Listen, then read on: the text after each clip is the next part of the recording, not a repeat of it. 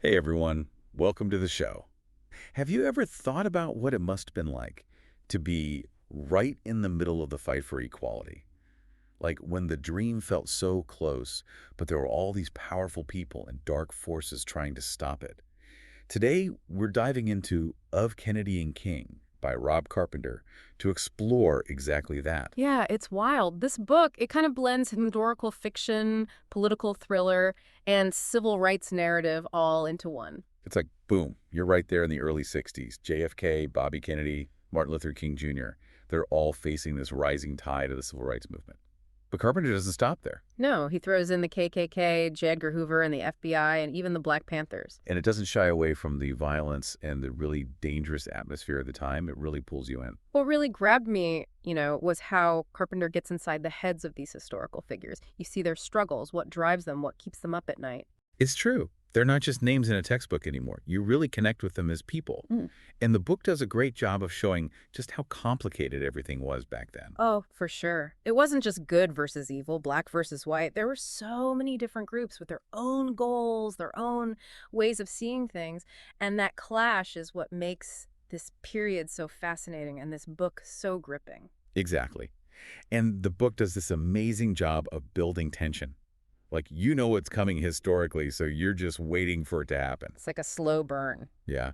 Now, if I had to point out one thing, it's that sometimes it felt a little overwhelming, with all the historical figures and events. Yeah, there's a lot to keep track of. It's definitely a dense read, and maybe just once in a while, the dialogue felt a bit too on the nose, like the author was pushing a message a little hard. Right. It's a tricky balance. You want to make it feel real, but you also want to make sure people understand the historical context. But overall, I really enjoyed it. I'd give it a solid 4 out of 5 stars.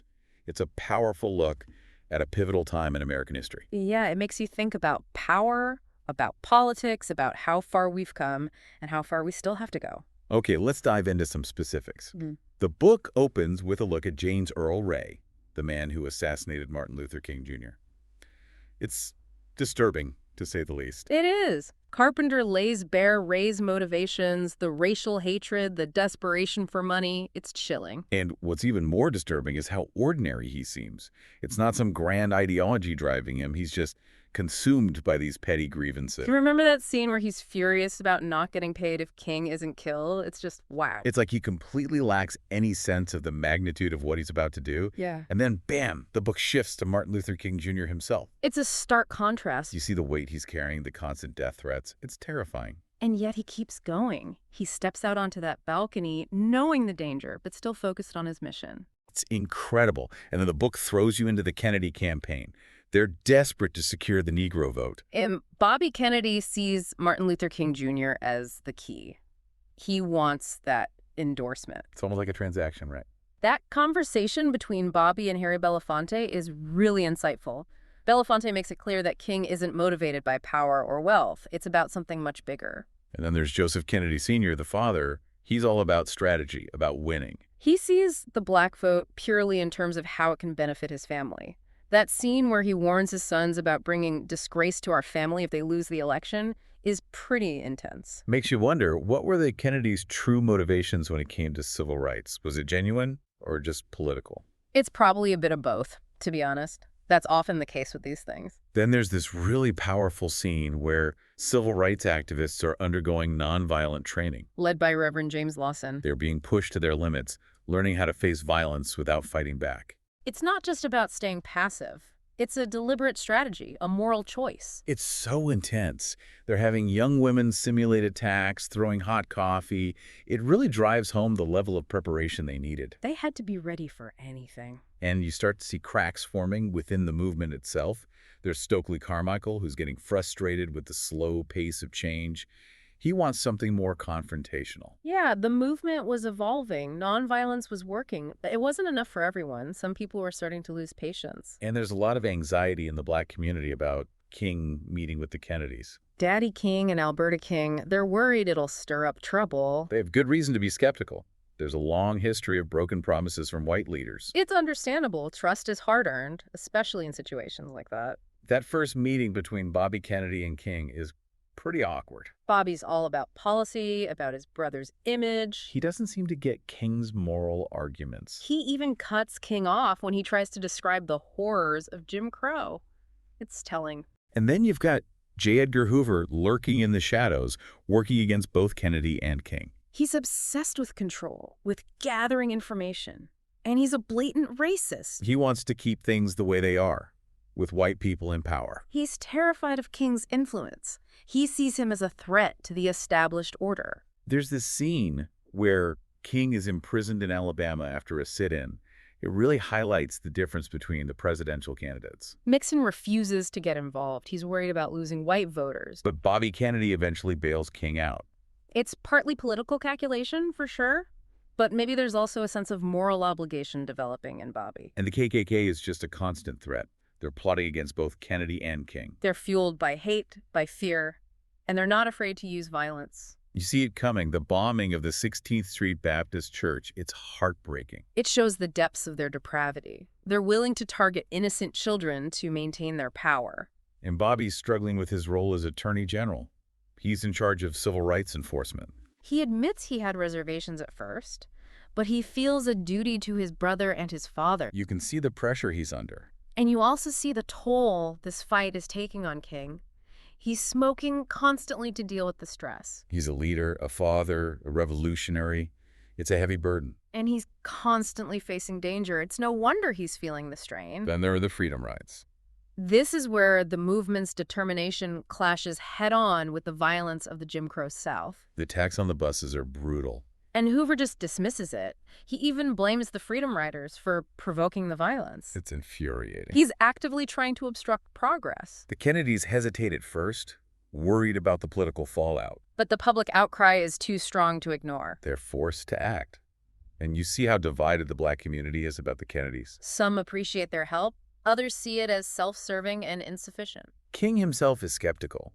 He doesn't trust them completely. It's a complicated relationship full of mistrust and suspicion. Then comes the Children's Crusade in Birmingham. This is a turning point. You've got these young, nonviolent protesters facing down Bull Connor and his police force. The images are shocking. Fire hoses, police dogs attacking children. It galvanizes public opinion. And King writes his powerful letter from Birmingham jail. He's calling out the hypocrisy of white moderates who are more concerned with order than justice. He's angry, and rightfully so. It's a powerful indictment of the apathy of those who could speak up but choose to remain silent. Then there's the Birmingham bombing. It ratchets up the tension even further. The KKK is still at it, and they're furious. It shows how deeply ingrained racism is, how resistant to change. And you see Bobby Kennedy's views on civil rights starting to shift. He's meeting with black leaders, hearing their stories. He's starting to understand the true depth of the problem. He's being forced to confront his own biases. It's a slow process, but it's happening. The March on Washington and King's I Have a Dream speech are incredibly powerful moments in the book. It feels like the whole nation is holding its breath. King's words are so inspiring, so hopeful. And you see how they affect JFK. He seems to finally recognize King's greatness. But there are still tensions within the movement. Stokely Carmichael's voice is getting louder. He's not satisfied with the pace of change. He represents a more radical approach. It's a reminder that the fight is far from over. The Civil Rights Act of 1964 is passed, but it's clear that laws alone aren't enough. The struggle for true equality continues. And Bobby Kennedy is becoming more and more committed to the cause. He's not just doing it for his brother anymore, it's something he truly believes in. There's this growing conflict between Bobby and J. Edgar Hoover. Hoover wants to keep surveilling King, but Bobby pushes back. He's standing up for what he believes is right, even though it means going against a powerful figure like Hoover. It shows how much he's grown. Then comes Selma. The Bloody Sunday attack is just horrifying. It's a reminder that violence is still a very real threat.